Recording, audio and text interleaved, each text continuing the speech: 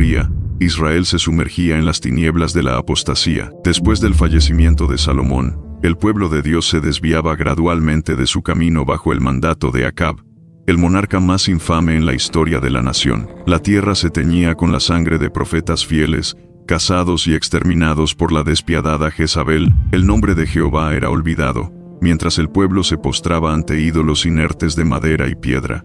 Sin embargo, el Señor no había desertado a sus elegidos. En las remotas alturas de Galaad, preparaba su intervención decisiva. En ese terreno áspero y marginado, residía un individuo destinado a alterar el curso de los eventos. Elías. Las sombras se alargaban sobre las colinas de Samaria, mientras el sol se hundía en el horizonte, tiñendo de carmesí los palacios de marfil que Acab había erigido con la riqueza de una nación en declive. El rey, un hombre de mirada evasiva y voluntad frágil, paseaba por los jardines reales, ajeno al peso de sus decisiones. Jezabel, su reina, observaba desde una balconada, sus ojos oscuros reluciendo con la astucia de una sacerdotisa fenicia. El aire estaba cargado de incienso pagano, y en las calles, el pueblo murmuraba sobre las fiestas en honor a Baal, el dios de la tormenta que prometía lluvias abundantes pero entregaba solo sequía espiritual. En ese momento de crisis, cuando todo parecía perdido, Jehová intervino, no con ejércitos ni con truenos inmediatos, sino a través de un hombre común, forjado en la soledad de Galaad. Elías había crecido en Tisbe, un pueblo olvidado. Desde joven, pastoreaba ovejas en aquellas pendientes escarpadas, aprendiendo a escuchar la voz del viento y el silencio de Dios. Las noticias de la apostasía llegaban como ecos lejanos. Jeroboam había dividido el reino, erigiendo becerros de oro en Betel y Dan, para mantener al pueblo lejos de Jerusalén. Jeroboam, hijo de Nabat, quien hizo pecar a Israel, repetían las escrituras como un lamento eterno. Omri, padre de Acab, había ascendido al trono mediante sangre y astucia, y su hijo lo superó en maldad. Acab, influido por Jezabel, construyó templos a Baal en Samaria, un vasto santuario capaz de albergar multitudes. Jezabel, hija de Edbaal de Tiro, había traído consigo 450 profetas de Baal y 400 de Asera, sostenidos con los tesoros reales. Los altares de Jehová fueron destruidos, los profetas perseguidos hasta las cuevas, y el piadoso Abdías arriesgaba su vida para esconder a unos pocos. Pero Elías no podía permanecer inactivo. En sus vigilias nocturnas, oraba con fervor, recordando la advertencia de Deuteronomio. Si Israel adoraba ídolos, los cielos se cerrarían y no habría lluvia. Oró fervientemente, como dirían más tarde las Escrituras, pidiendo que esa maldición se cumpliera para despertar a la nación. Una convicción divina lo invadió. Debía confrontar a Acab. Elías descendió de las montañas hacia Samaria. El palacio bullía de actividad cuando Elías irrumpió en la sala del trono. Los guardias, atónitos ante su apariencia salvaje, lo dejaron pasar. Acab levantó la vista, irritado. «¿Quién eres tú para interrumpir al rey?», preguntó. Elías, con voz como el rugido de un león, respondió: «Vive Jehová, Dios de Israel, en cuya presencia estoy, que no habrá lluvia ni rocío en estos años, sino por mi palabra». El silencio cayó como una losa. Jezabel, oculta tras una cortina, apretó los puños, pero Elías ya se había ido, protegido por la mano invisible de Dios. Esta audacia no provenía de su linaje humilde ni de su fuerza física. Elías era como cualquier hombre, sujeto a dudas y debilidades. Más tarde, en su momento de crisis, se arrojaría al desierto pidiendo la muerte. Su poder radicaba en 3 verdades eternas. Jehová vivía, a pesar de que para otros pareciera muerto. Elías estaba en su presencia constante, y su nombre lo declaraba: «Jehová es mi fortaleza». Renunciando a su propia debilidad, se apropiaba de la fuerza divina hora tras hora. La sequía comenzó.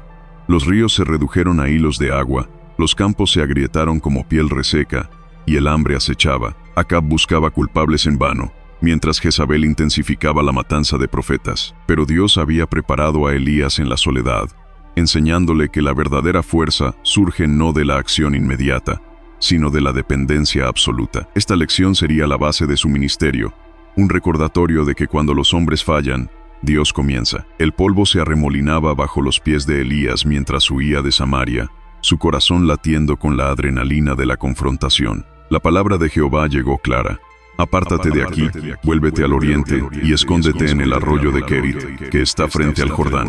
Obedeció sin cuestionar. aunque el mandato parecía absurdo.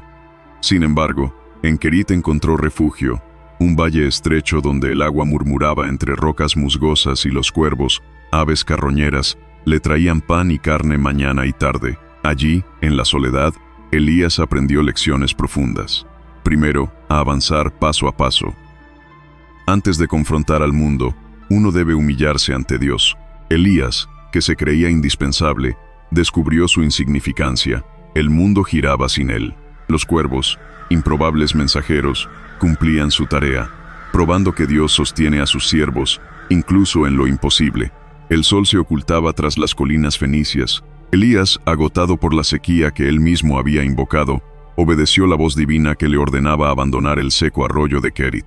Levántate, vete a Sarepta, que pertenece a Sidón, y mora allí, porque yo he dado orden allí a una mujer viuda que te sustente. Resonaba en su mente como un mandato inquebrantable. El viaje fue arduo, cruzando territorios hostiles donde la idolatría fenicia reinaba, pero Elías avanzaba con la certeza de que Dios proveería en lo imposible, tal como lo había hecho con los cuervos. Al llegar a las puertas de la ciudad, Elías divisó a una mujer recogiendo leña. Su figura encorvada por el peso de la pobreza y la fatiga era la viuda designada. Con voz firme pero amable, Elías le pidió: «Dame un poco de agua en un vaso para que beba». Ella, sin dudar, se dirigió al pozo. Movida por una intuición divina, animado por su disposición, Elías añadió: «Tráeme también por favor un bocado de pan en tu mano». La viuda se detuvo, su rostro reflejando desesperación. «No tengo pan cocido, solamente un puñado de harina tengo en la tinaja y un poco de aceite en la vasija, y ahora recogía 2 leños, para entrar y prepararlo para mí y para mi hijo, para que lo comamos y nos muramos». Sus palabras revelaban la crudeza de la sequía. Elías, con fe inquebrantable, respondió: «No tengas temor, ve, haz como has dicho, pero hazme a mí primero de ello una pequeña torta cocida debajo de la ceniza, y tráemela, y después harás para ti y para tu hijo. Porque Jehová Dios de Israel ha dicho así: la harina de la tinaja no escaseará, ni el aceite de la vasija disminuirá, hasta el día en que Jehová haga llover sobre la faz de la tierra». La viuda, tocada por la autoridad espiritual de Elías, obedeció. En su humilde hogar, preparó la torta con lo poco que tenía, y milagrosamente, la tinaja y la vasija no se agotaron. Día tras día, el alimento se multiplicaba, probando que la provisión divina trasciende las limitaciones humanas. El hijo de la viuda enfermó gravemente y murió. La mujer, angustiada, confrontó a Elías: «¿Qué tengo yo contigo, varón de Dios? Has venido a mí para traer a memoria mis iniquidades y para hacer morir a mi hijo». Elías, con compasión, tomó al niño en sus brazos y lo llevó al aposento superior. Postrándose sobre él 3 veces, clamó a Jehová: «Jehová Dios mío, te ruego que hagas volver el alma de este niño a él». Dios escuchó y el niño revivió. Al entregárselo a la madre, ella exclamó: «Ahora conozco que tú eres varón de Dios y que la palabra de Jehová es verdad en tu boca». Este milagro no solo restauró la vida, sino que confirmó el poder de Jehová sobre la muerte, extendiendo su testimonio a tierra pagana. Elías, lleno del Espíritu, demostró santidad en lo ordinario. Contento con pan y aceite multiplicados milagrosamente, Elías regresó de Sarepta impulsado por pasión por la gloria de Dios. «Sea hoy manifiesto que tú eres Dios en Israel», oraba, priorizando el plan divino sobre su seguridad. Meyer destaca: Elías avanzó paso a paso, revelando el designio de Dios gradualmente. Confrontando a Acab, propuso reunir a Israel en el Carmelo para un desafío: Baal versus Jehová. Consumido por celo, Elías era siervo absoluto, preguntando: «¿Qué quieres que haga?». Este plan, adaptado a la crisis, buscaba restaurar la fe nacional. En soledad antes del evento, Elías oró fervientemente, preparando el terreno espiritual. Su ejemplo nos urge: desear conocer el plan de Dios, obedecerlo con tenacidad y confiar en su provisión, transformando imposibilidades en victorias. El amanecer teñía de oro las cumbres del Monte Carmelo, un lugar sagrado desde tiempos ancestrales, vinculado al culto verdadero de Jehová. Desde todos los rincones de Israel, multitudes ascendían por senderos polvorientos, respondiendo a la convocatoria real de Acab. El aire vibraba con murmullos expectantes. Nadie trabajaba en los campos ni en las ciudades, pues los pensamientos de jóvenes y ancianos se centraban en el desafío profético. Lentamente, miles se congregaban en las laderas, ocupando cada promontorio desde donde pudieran presenciar el drama inminente. El pueblo se reunía, y pronto resonó el paso marcial de las tropas. 400 profetas de Baal, identificables por los emblemas solares en sus frentes, marchaban con arrogancia, pero los de Acera brillaban por su ausencia, protegidos por Jezabel. En medio de la muchedumbre, la litera real avanzaba, portada por robustos cargadores, rodeada de oficiales de alto rango. Acab, con expresión vacilante entre temor y odio, observaba el escenario. Abdías, discreto, se mantenía al margen. Todas las miradas convergían en una figura imponente: Elías, con su contextura vigorosa, cabello flotante y ojos ardientes. Un solo hombre contra una nación. Los sacerdotes de Baal lo vigilaban con rencor, pero Elías, lleno de fe espiritual, permanecía sereno. Meyer nos recuerda que era un hombre de pasiones semejantes a las nuestras, pero su poder radicaba en apropiarse de los recursos divinos. Como una varilla atrae el rayo. El profeta habló 7 veces aquel día memorable, revelando el estado de su corazón. Primero, recriminó al pueblo: ¿hasta cuándo claudicaréis vosotros entre dos pensamientos? Si Jehová es Dios, seguidle, y si Baal, id en pos de él. Su posición era ilógica, como la cojera de un lisiado o el servicio dividido a 2 señores. Elías, con alma sincera, no toleraba tal necedad. Era hora de elegir entre Jehová y Baal. El pueblo, aturdido, guardó silencio. Luego, lanzó el reto: el Dios que respondiere por medio del fuego, ese sea Dios. Era equitativo.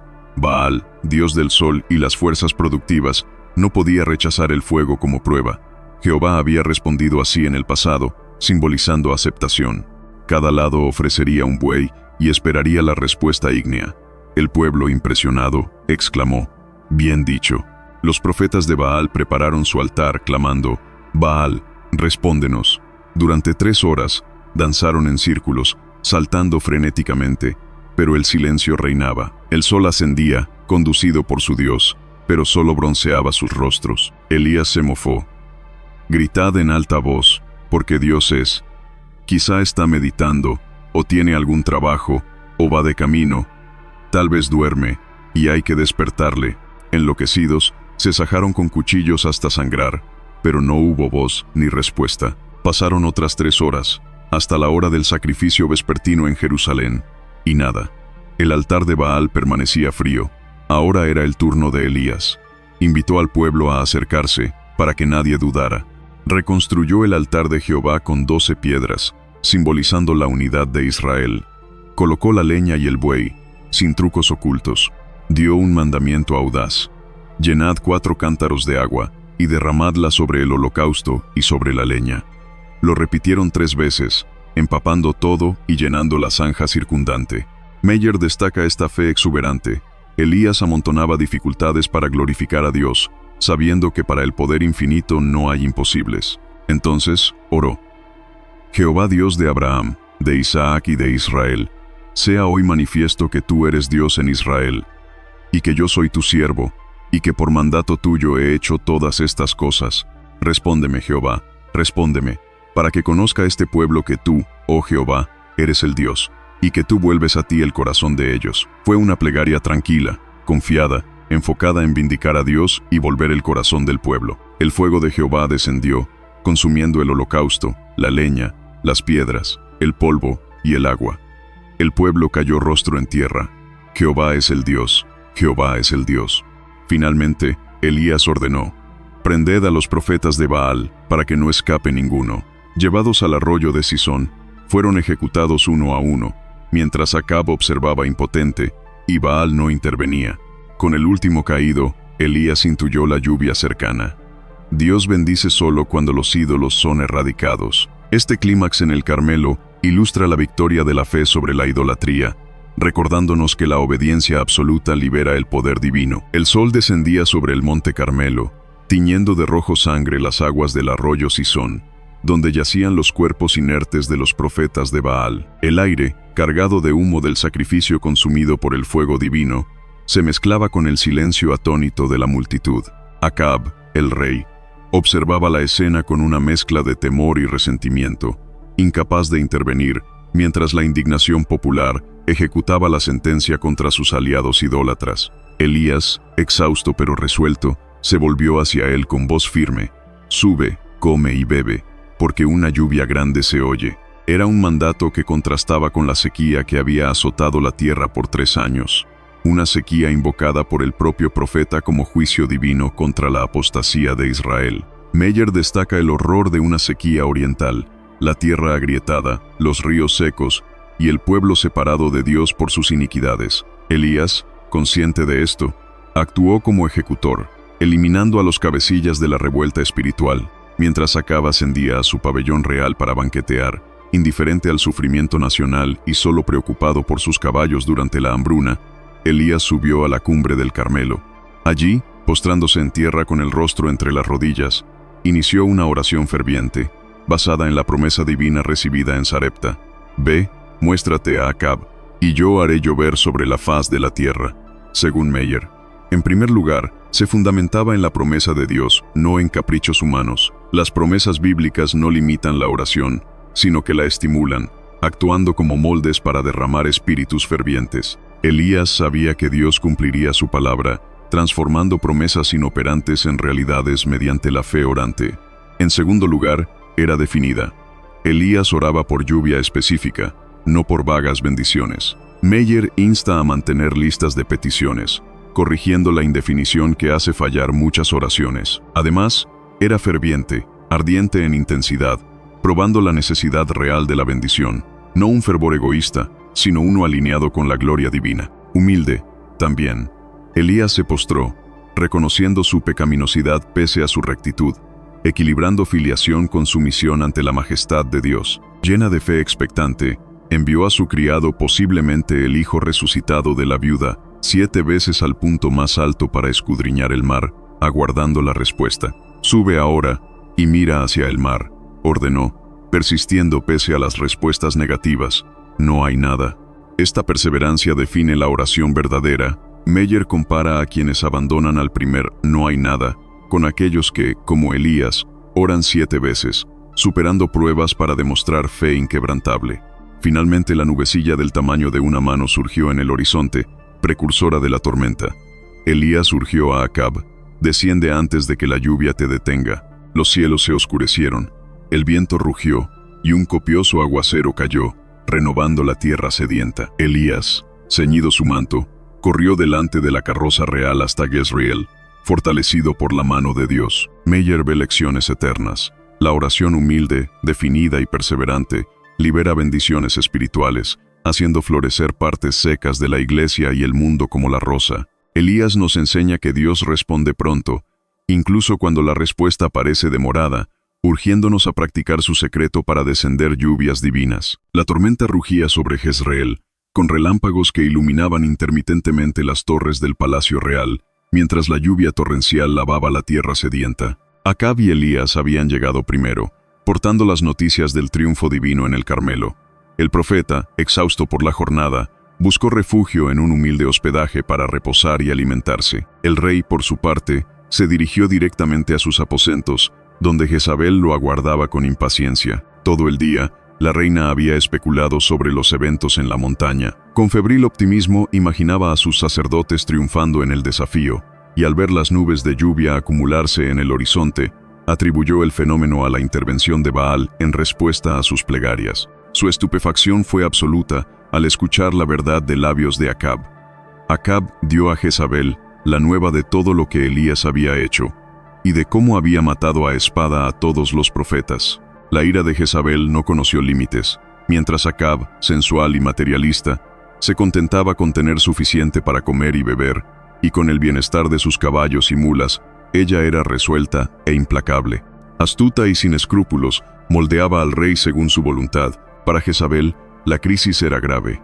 La indignación y la astucia política la impulsaron a actuar de inmediato. Permitir que esta reforma nacional se difundiera frustraría años de esfuerzos por imponer el culto fenicio. Debía golpear con rapidez. Esa misma noche, en medio de la furia de la tormenta, envió un mensajero a Elías con un juramento letal: «Así me hagan los dioses, y aún me añadan, Si mañana a estas horas yo no he puesto tu persona como la de uno de ellos. Este mensaje revelaba la naturaleza de la reina. No se atrevía a ejecutarlo directamente, aunque estaba a su alcance, optando por la amenaza para exiliarlo y reparar el daño causado. Tristemente, en esto tuvo éxito. La presencia de Elías nunca había sido tan necesaria como en ese momento. La destrucción de la idolatría había comenzado, y el pueblo estaba dispuesto a llevarla a sus últimas consecuencias. La marea espiritual se había vuelto a favor de Jehová. Sin embargo, sorprendentemente, Elías se levantó y se fue para salvar la vida. Acompañado por su criado, bajo la cobertura de la noche y la tormenta, huyó a través de las montañas de Samaria. No disminuyó el paso hasta llegar a Beerseba, en territorio de Judá, donde estaba seguro. Aún allí no permaneció. Se adentró en el indómito desierto que se extiende hacia el Sinaí. Caminó horas bajo el sol abrasador, con el suelo ardiente ampollándole los pies. Sin cuervos, sin arroyo de Kerit ni Sarepta, la fatiga y la angustia agotaron su vigor. Al fin, se echó bajo la sombra de un enebro y clamó: «Basta ya, oh Jehová, quítame la vida, pues no soy yo mejor que mis padres». Qué diferente habría sido la historia si Elías se hubiera mantenido firme. Podría haber salvado a su nación, evitando la cautividad y la dispersión. Los 7,000 discípulos secretos habrían salido de sus escondites, formando un núcleo de leales que sustituirían a Baal por Jehová. Su propio carácter habría evitado una mancha perdurable. Meyer observa que los santos bíblicos a menudo fallan donde se esperaría firmeza. Abraham mintió por temor. Moisés perdió la entrada a Canaán por impaciencia. Elías, sujeto a pasiones semejantes a las nuestras, demuestra que su grandeza provenía de la gracia divina, accesible por fe.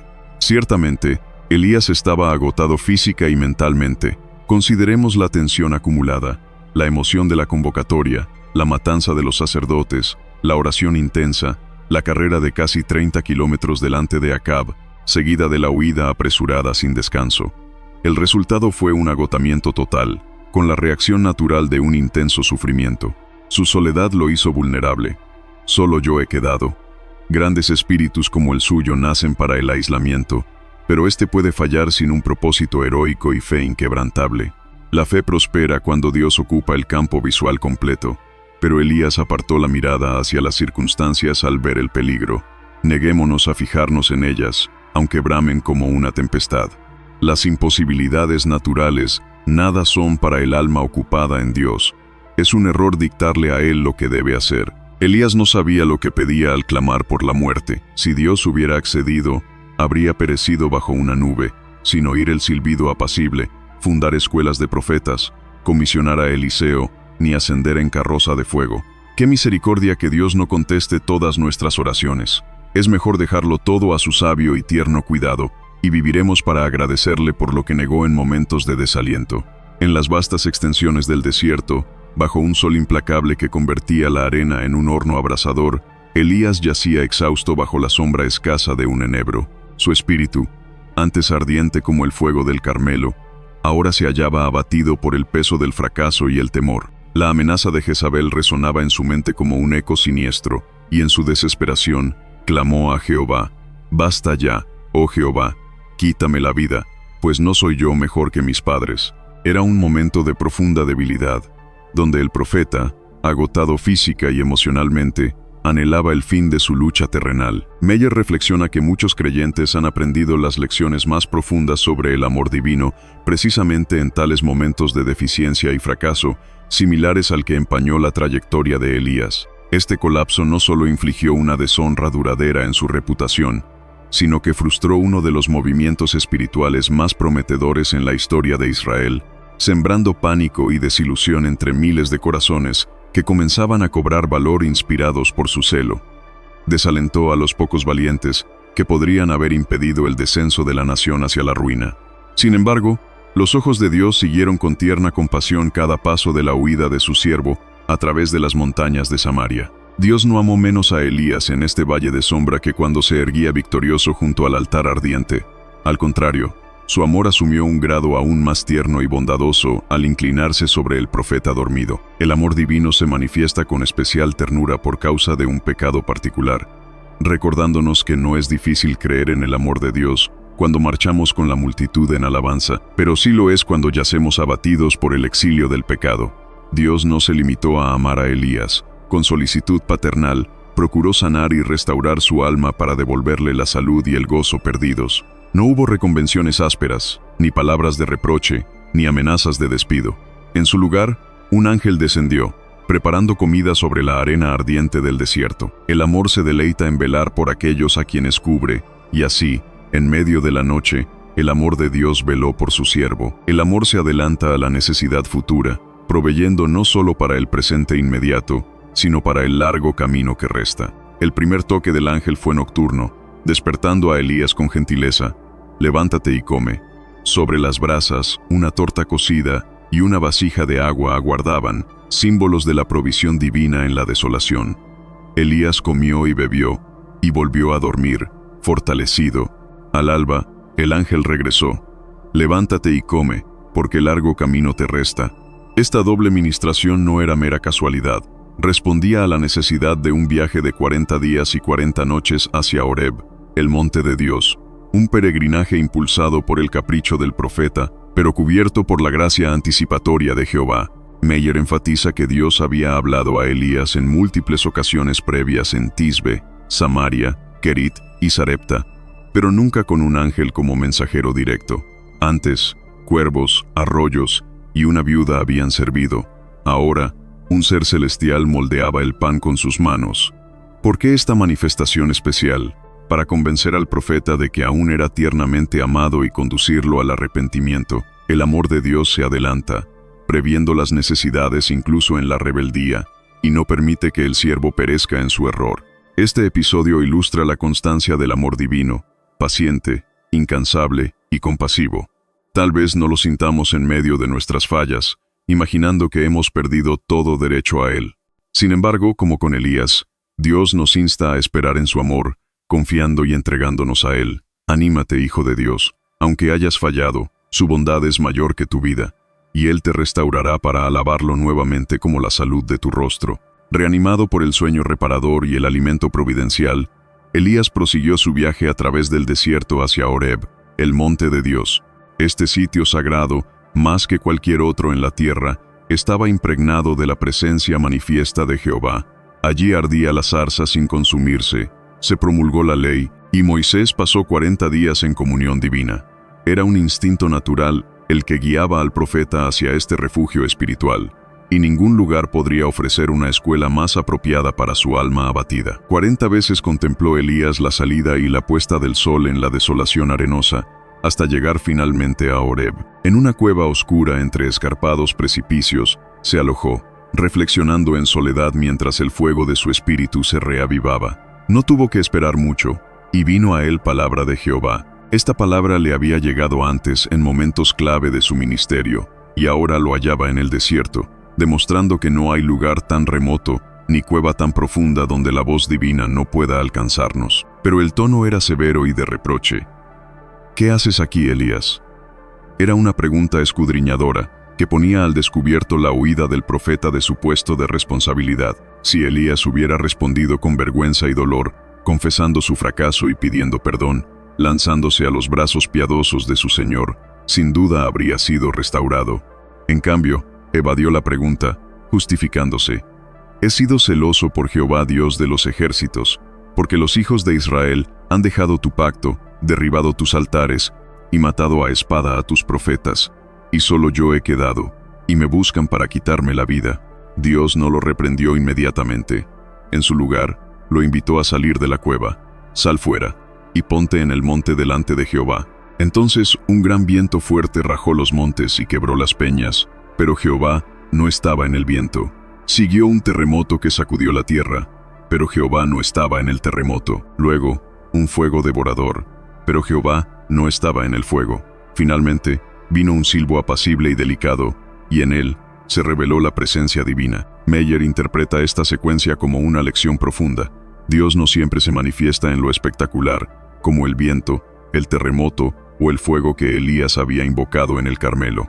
A menudo su voz es un silbo suave, requiriendo un corazón atento y humilde.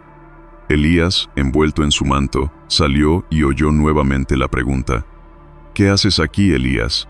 Repitió su justificación, pero Dios lo comisionó con nuevas tareas. Ungir a Hazael como rey de Siria, a Jehú como rey de Israel y a Eliseo como profeta en su lugar.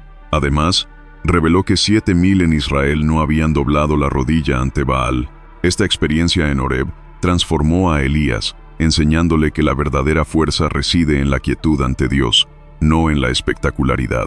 Meyer nos insta a buscar ese silbo apacible en nuestras vidas, confiando en que, incluso en el desierto de nuestras fallas, Dios nos restaura para su servicio. En las sombras eternas del monte Horeb, donde el eco de la voz divina aún reverberaba en las rocas escarpadas, Elías recibió su nueva comisión. El silbo apacible había calmado su espíritu turbulento, pero las palabras de Jehová no eran de restauración plena, sino de transición. Ve, vuélvete por tu camino por el desierto de Damasco, y llegarás, y ungirás a Hazael por rey de Siria. A Jehú, hijo de Nimsi, ungirás por rey sobre Israel, y a Eliseo, hijo de Safat, de Abel Meola, ungirás para que sea profeta en tu lugar. Estas instrucciones resonaron en el alma de Elías como un decreto irrevocable, señalando que su ministerio principal había concluido. Meyer reflexiona que un solo pecado puede destruir para siempre la utilidad de un siervo en este mundo, aunque no siempre sea así. En casos como el de Pedro, Dios restaura, pero para Elías, Moisés y Saúl, un acto de desobediencia marcó un punto de no retorno. Elías descendió del monte con el peso de esta realidad. El desierto se extendía ante él como un mar de arena ardiente, simbolizando el exilio de su antigua gloria. ¿Por qué no fue reintegrado a su posición en Israel? Su huida ante Jezabel había frustrado un movimiento espiritual masivo. Los 7,000 fieles permanecían ocultos, y la nación necesitaba un líder firme. Sin embargo, Dios, en su soberanía, designó sucesores: Hazael, Jehú y Eliseo, cada uno con un rol único en el juicio y la restauración de Israel. Hazael, el sirio, sería el azote despiadado, aplicando la venganza divina sin piedad. Jehú, el capitán rudo, erradicaría la casa de Acab, dejando ni raíz ni rama. Eliseo, el joven agricultor, traería un ministerio manso, como rocío nocturno, prefigurando al Mesías. Meyer enfatiza que Dios cumple sus propósitos a través de hombres impulsados por motivos personales, sin excusar su pecado. Sus acciones, permitidas por la sabiduría divina, se convierten en mensajes para su pueblo. Elías, ahora un agente de transición, ungiría a estos hombres.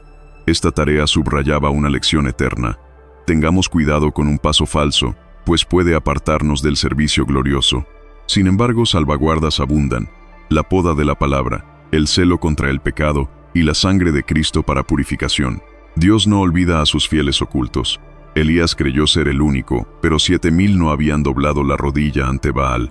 Meyer nos anima: aunque nuestra santidad parezca vaga, Dios la reconoce y provee ministerios adaptados a cada alma. Esta fase marcó el ocaso de Elías como profeta principal, preparándolo para su legado final, recordándonos que la obediencia absoluta preserva nuestra utilidad eterna. En el opulento palacio de Jezreel, Acab yacía en su lecho, el rostro vuelto hacia la pared, rechazando alimento.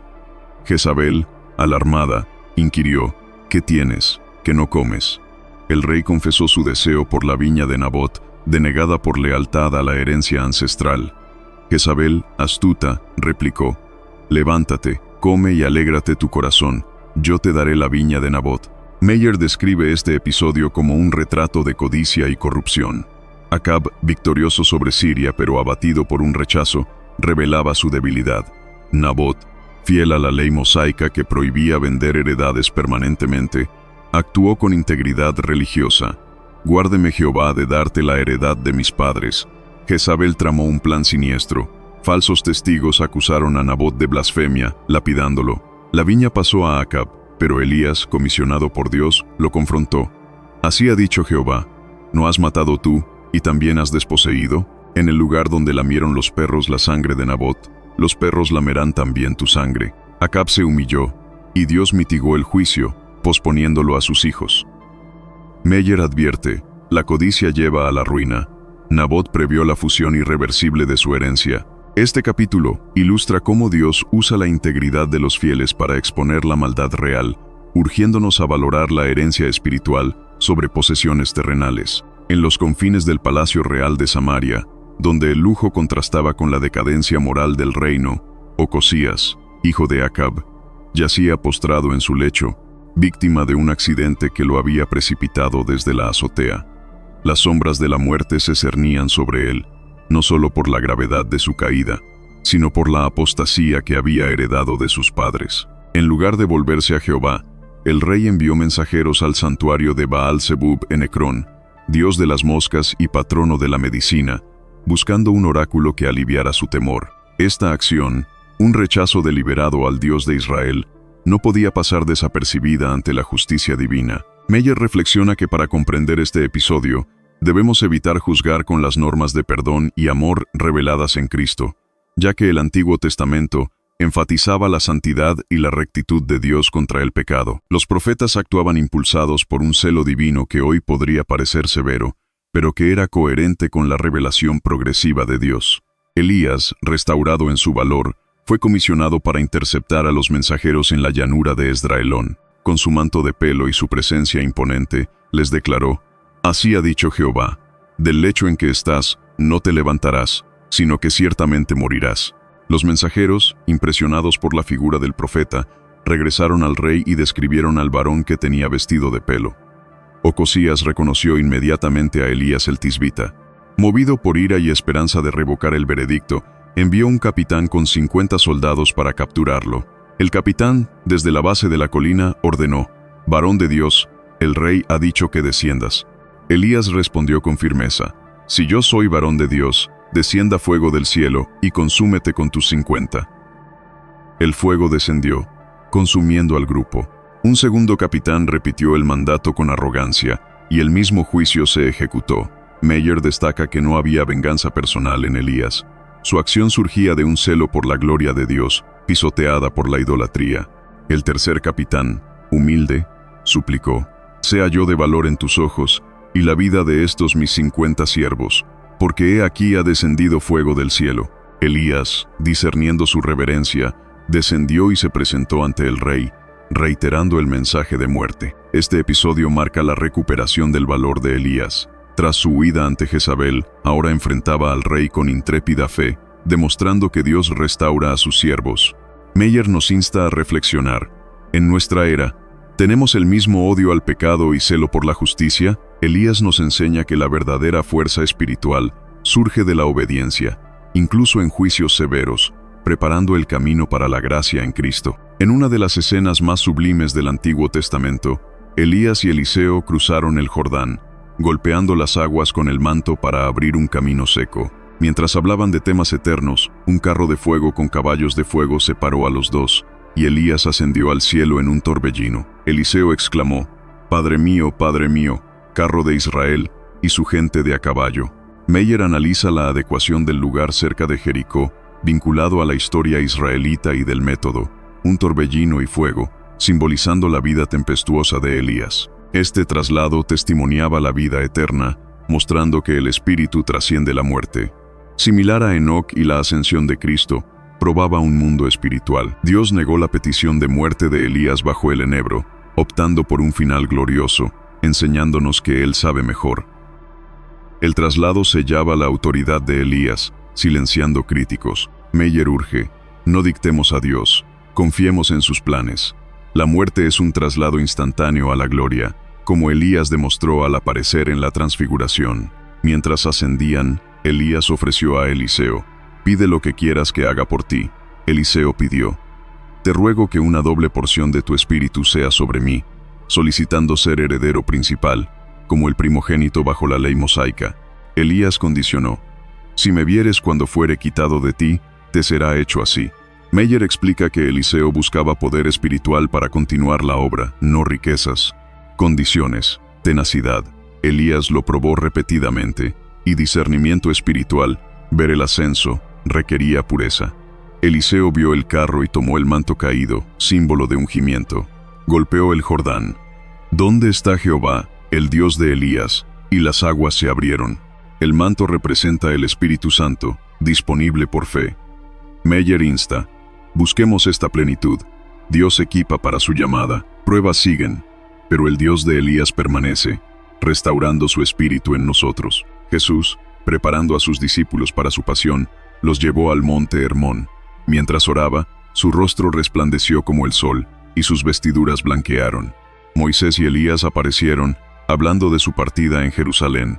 Pedro propuso 3 enramadas, pero una nube los cubrió, y Dios dijo: «Este es mi Hijo amado, a él oíd». Meyer destaca que Moisés, ley, y Elías, profetas, testimoniaban la superioridad de Cristo. Elías, venerado por judíos, rendía homenaje, confirmando su mesianismo. Razones: su partida única, arrebatado vivo, y cumplir su ministerio preparatorio. En la eternidad, contemplan la cruz como central, salvación, armonía divina. Meyer urge: ascendamos al monte para meditar en la muerte de Cristo, fuente de victoria. Elías, profeta de fuego, brilla eternamente junto a Cristo. En las páginas culminantes de su ministerio, Elías se erige como un faro de inspiración para todas las generaciones subsiguientes. Tras su ascenso al cielo en un carro de fuego, su espíritu no se extinguió. Al contrario, se multiplicó a través de Eliseo y los profetas que le siguieron. Meyer concluye su obra enfatizando que Elías, lleno del Espíritu Santo, no fue un fenómeno aislado, sino un modelo accesible para todo creyente. El legado de Elías culmina en su promesa escatológica: «He aquí yo os envío al profeta Elías, antes que venga el día de Jehová, grande y terrible». Esta profecía apunta a un avivamiento final, donde el espíritu de Elías restaurará corazones y preparará el camino para el reino. En nuestra era, este llamado resuena. ¿Estamos dispuestos a ser portavoces del celo de Dios, confrontando la idolatría moderna con la misma audacia? La vida de Elías, tal como la delineó Frederick B. Meyer, no es solo un relato histórico, sino un espejo para el alma contemporánea. A través de sus triunfos en el Carmelo y sus caídas en el desierto, descubrimos que la verdadera fuerza espiritual radica en la dependencia de Jehová, no en cualidades humanas inherentes. Elías nos invita a reflexionar sobre nuestra propia jornada. ¿Cultivamos una oración ferviente que cierre cielos y desate lluvias? ¿Nos escondemos en arroyos secos para aprender humildad? Su historia nos exhorta a renunciar a la autosuficiencia y apropiarnos de la gracia divina, recordándonos que, incluso en momentos de debilidad, Dios restaura con ternura infinita. Que este guión narrativo inspire una fe renovada, aplicable en los desafíos cotidianos, y nos impulse a ser testigos del poder eterno de Dios. Si este video te ha resultado edificante e inspirador, le invito a suscribirse al canal para recibir más contenidos similares, dar like si le ha gustado, y compartirlo con sus conocidos, para que juntos exploremos las profundidades de la fe bíblica.